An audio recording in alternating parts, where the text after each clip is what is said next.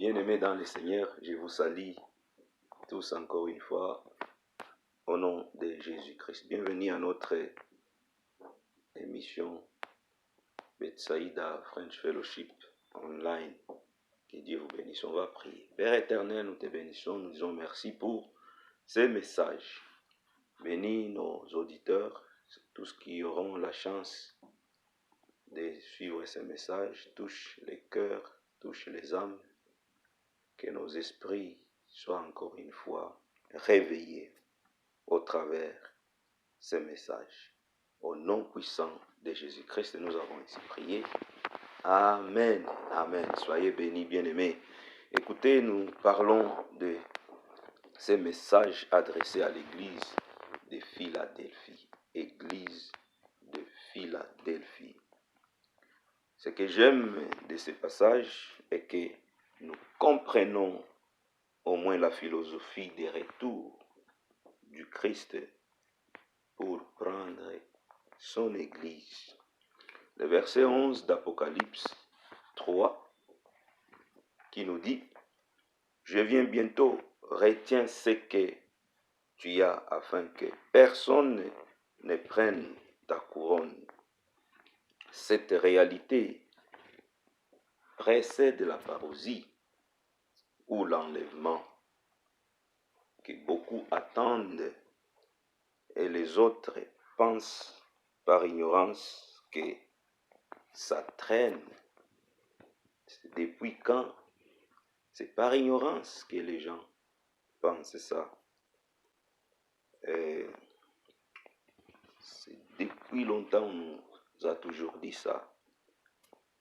Bien-aimé, il faut quitter cette ignorance. Écoutez, la révélation ou par révélation, nous avons compris que le retour de Jésus est vraiment imminent, car il vient comme un voleur, ce que nous avons dit avec appui des Écritures. Aussi, avant même que le message fût donné à Jean pour le transférer à l'église de Philadelphie. Écoutez, ces messages faisaient rage même avant de venir ou avant que l'homme de Dieu ait eu la grâce de le recevoir auprès de l'Éternel.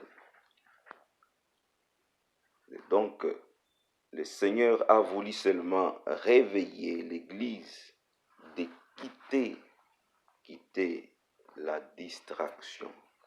Écoutez, bien-aimés, Jésus revient, il revient bientôt.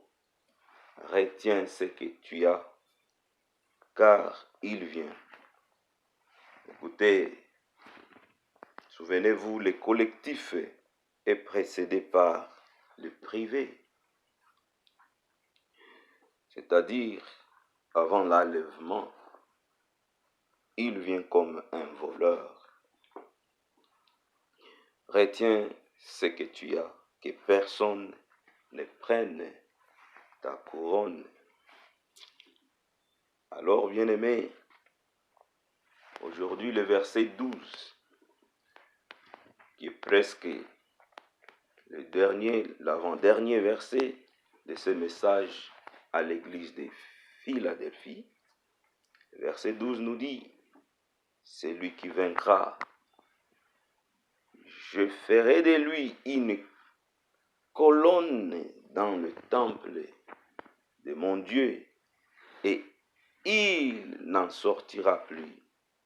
J'écrirai sur lui le nom de mon Dieu et le nom de la ville de mon Dieu, de la nouvelle Jérusalem qui descend du ciel d'auprès de mon Dieu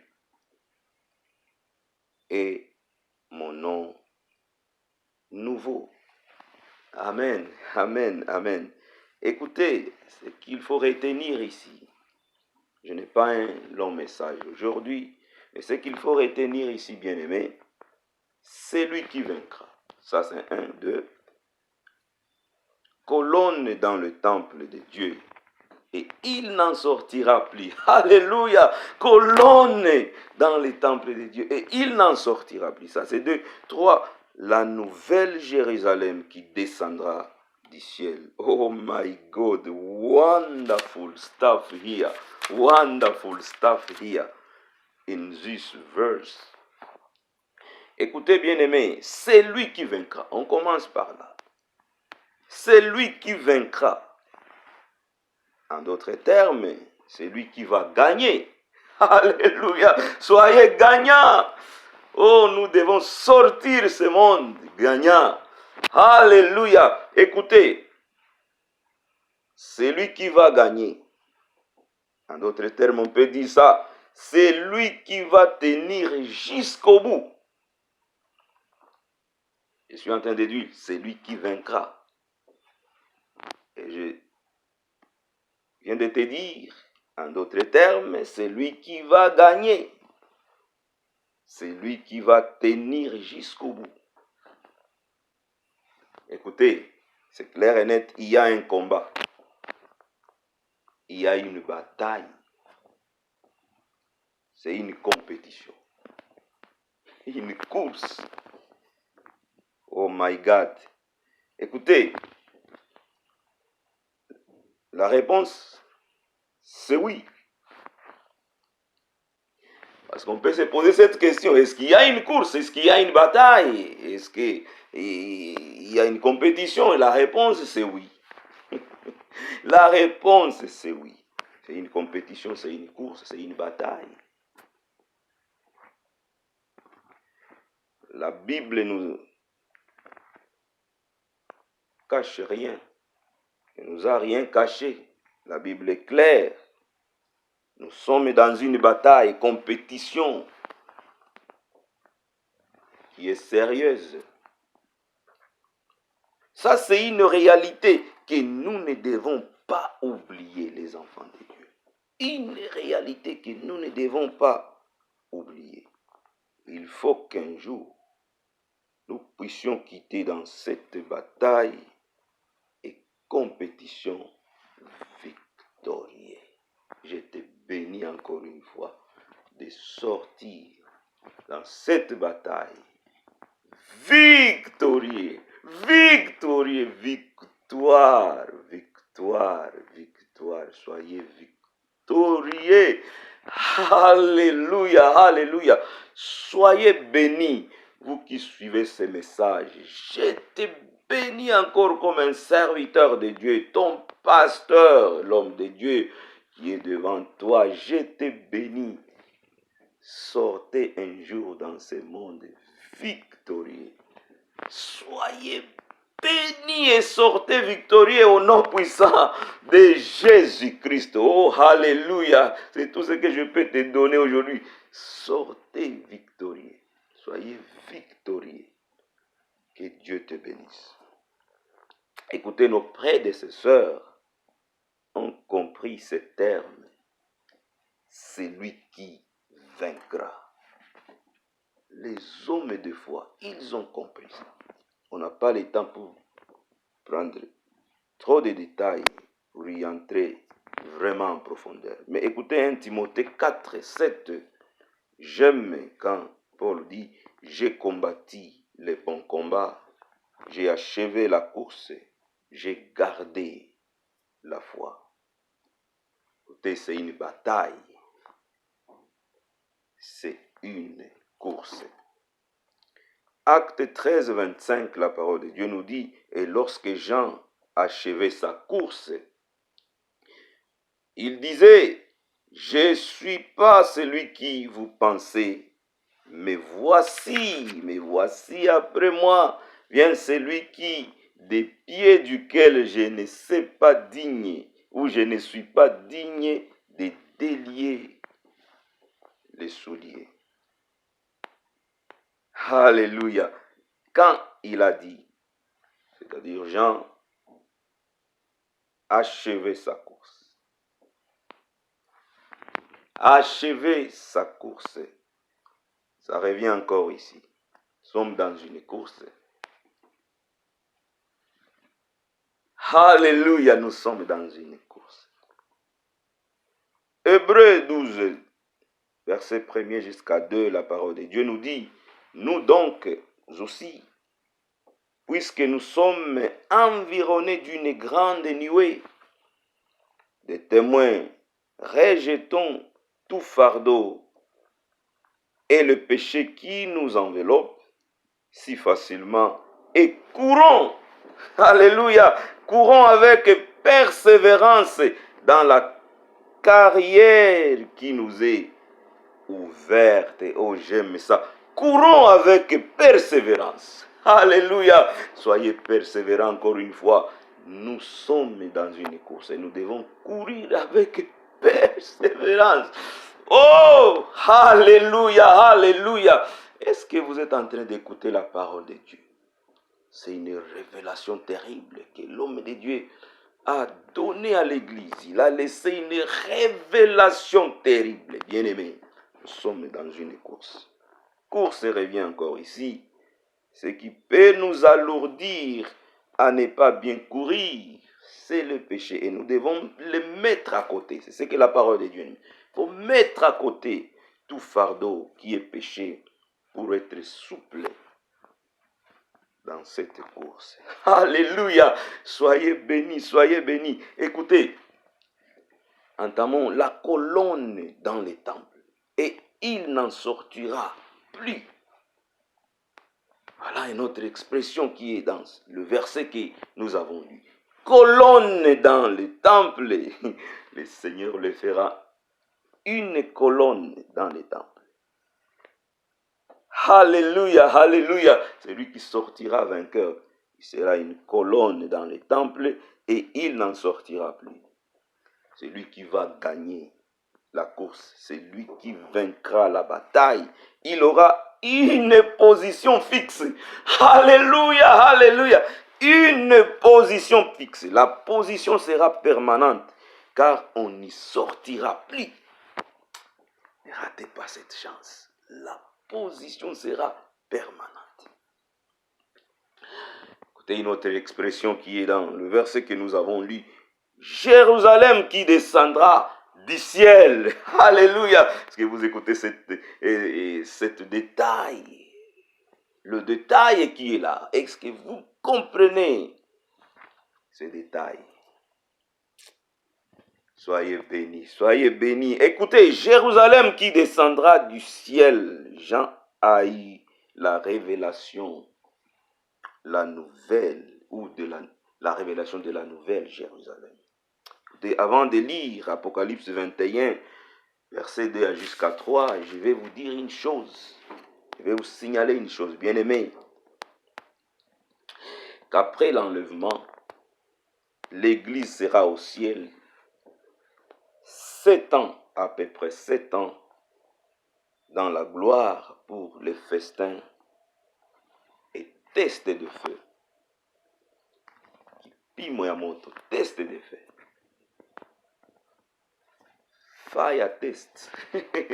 L'Église, pendant 7 ans, après l'enlèvement, sur la terre, le règne total de l'Antéchrist, caractérisé par tous les désordres. Je dis tous les désordres possibles, y compris les guerres, sera sur la terre pendant que l'Église est en train de régner, de voir la gloire du Seigneur au ciel. Écoutez, je vais vous dire encore une chose, Jésus va revenir après une période donnée pour le règne de 1000 ans. Après les 7 ans de l'Église au ciel, pendant que l'Antéchrist sera en train de régner sur cette terre, Jésus va revenir après une période donnée là. c'est-à-dire après le 7 ans, pour régner avec l'Église pendant 1000 ans sur cette terre. Et à ce moment-là, l'Antéchrist sera désarmé et ravi les pouvoirs. Le diable sera enchaîné. Après cette période, le diable sera déchaîné encore et l'Église va rentrer au ciel pour attendre le jugement dernier. L'Église les enfants de Dieu doivent avoir connaissance de ce que je suis en train de dire maintenant. Mais même si ce n'est pas vraiment avec précision, mais c'est vraiment la ligne de temps de la fin que je suis en train de vous donner. Et après viendra un nouveau ciel, une nouvelle terre. Écoutez maintenant, voici ce que Jean a vu sur Jérusalem qui descendra du ciel. Apocalypse 21, verset 2 jusqu'à 3. J'ai vu la ville sainte, la nouvelle Jérusalem, descendre du ciel d'auprès de Dieu, belle comme une mariée qui s'est parée ou attend son époux. Très belle ville. On ne doit pas rater ça, on ne doit pas rater ça, on ne doit pas rater ça.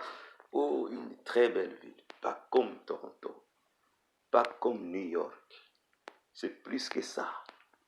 Une belle ville, je te dis. Alléluia. Avec toute esthétique possible. Oh my God. Il faut être là. Ça va descendre. Oh my God du ciel. Écoutez, en même temps, la parole de Dieu continue à dire, en même temps, j'entendis une forte voix ici du trône qui disait, voyez à présent, Dieu a dressé sa tente parmi les hommes et il la partage avec eux. Il habite désormais au milieu d'eux. Ils seront son peuple et lui, Dieu sera personnellement avec eux. Alléluia. Pendant le règne de 1000 ans. Oh my God. Quelle ambiance dans cette ville qui va descendre.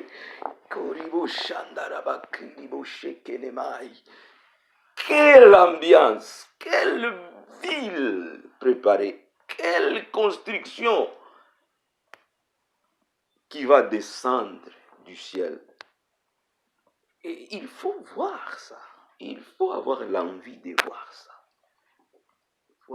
Il faut avoir l'ambition.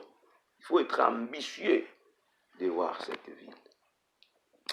Oh, je te bénis pour qu'un jour nous puissions nous rencontrer dans la nouvelle Jérusalem. Alléluia! Alléluia! Que Dieu te bénisse, bien-aimé. Écoutez, ça continue. Ce que Jean a vu de cette ville qui descendra du ciel. Il dit, il assurera toutes larmes, il essuiera toutes larmes de leurs yeux. Il n'aura plus ni mort, ni tristesse, ni souffrance. On n'entendra plus de plaintes, ni cris de douleur, plus de peine, ni dur labeur. Lourd travail. Les travaux lourds ne seront plus là-bas. Nouvelle Jérusalem. Alléluia. Ésaïe a encore dit quelque chose. Il a augmenté les choses. Ésaïe, si vous lisez, je vais vous lire ça. Je vais vous lire ce que Ésaïe a dit sur la nouvelle Jérusalem. Parce que lui aussi a eu cette révélation. Une révélation sur la nouvelle Jérusalem. Ésaïe 11, 6 jusqu'à 10. La parole de Dieu nous dit, le loup habitera avec l'agneau, et la panthère se couchera avec les chevreaux, et les veaux, les lionceaux et le bétail qu'on engraisse seront ensemble, et un petit enfant les conduira. Alléluia. Il continue. La vache et l'ours auront un même pâturage.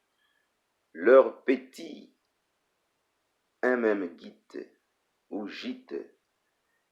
Et le lion comme le bœuf mangera de la paille.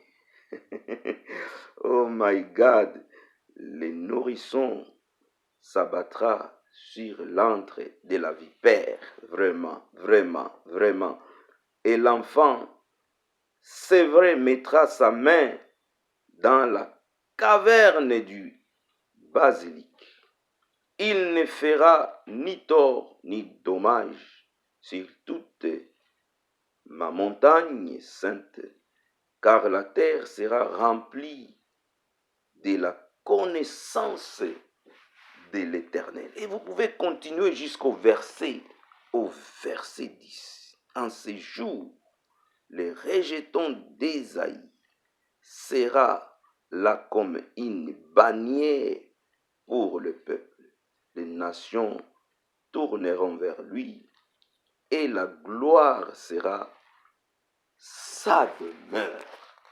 Alléluia, alléluia. Écoutez bien aimé, je vous ai dit, je n'ai pas un long message aujourd'hui. Mais écoutez, vous comprenez que la vie chrétienne, c'est un chemin qui mène vers le ciel. Nous sommes dans un chemin qui mène vers le ciel. Et dans ce chemin, comprenez que nous sommes dans une bataille. Nous sommes dans une course. Par conséquent, nous devons être forts pour y sortir vainqueurs. Nous devons être forts pour que nous soyons gagnants. Soyez gagnants. Alléluia. Soyez gagnants. Sortez gagnants. C'est une course, bien-aimé. Le ciel est en train de nous regarder. Oh, je te bénis, Seigneur, parce que tu vas nous aider. Que le Seigneur t'aide pendant ces courses. Je viens de terminer mon message. Soyez bénis et comprenez que nous sommes dans l'obligation de sortir comme de victorieux. Nous devons être vainqueurs et non vaincus. Que Dieu te bénisse, que Dieu te garde, que Dieu te donne un souffle nouveau, qu'il te donne plus de courage dans ces chemins. C'est pas facile, mais une fois la main du Seigneur, une fois le Saint-Esprit avec nous, nous serons vainqueurs. Un jour nous dirons, comme Paul a dit, j'ai combattu un bon combat. J'ai gardé la foi. Voilà que je me dirige vers le Seigneur pour recevoir ma couronne. Que Dieu te bénisse, bien-aimé.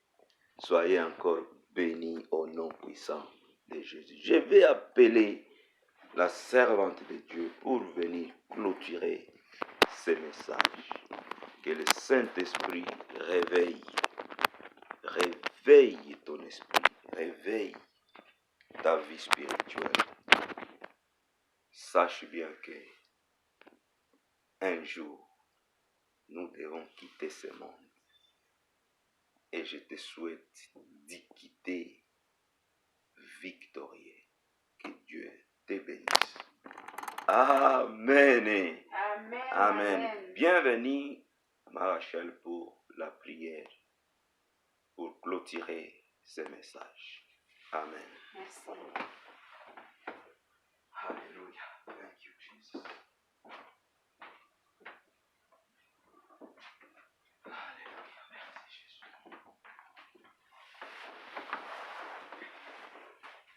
Éternel Père de gloire, nous disons merci pour cette parole que nous venons encore de recevoir.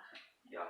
Merci pour ta parole, Seigneur, où tu nous parles encore de la Nouvelle Jérusalem, cette ville céleste que tu prépares à tout celui qui vaincra. Aide-nous, Seigneur, à savoir que notre destination finale, c'est la Nouvelle Jérusalem. Aide-nous, Seigneur, à quitter les distractions, à oublier tout ce qui nous entoure, à garder notre foi, à vivre toujours conformément à ta parole, Seigneur, afin que nous puissions quitter ce monde victorieux et d'entrer dans cette nouvelle cité que tu prépares à tes enfants. Seigneur, Nouvelle Jérusalem, où il n'y aura pas de douleur, où il n'y aura pas de faim, où il n'y aura pas d'injustice, il n'y a pas de corruption, où il n'y aura pas de mort, cette ville incorruptible, ô Seigneur, aide-nous afin que nous puissions entrer dans cette ville, Seigneur, que tu prépares à tous tes élus, ô Père.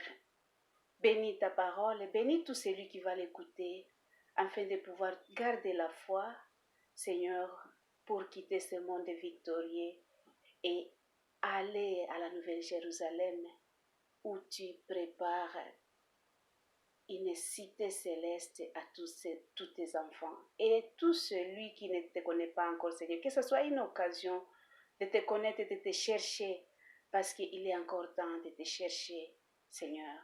Au nom de Jésus-Christ, nous avons ainsi prié.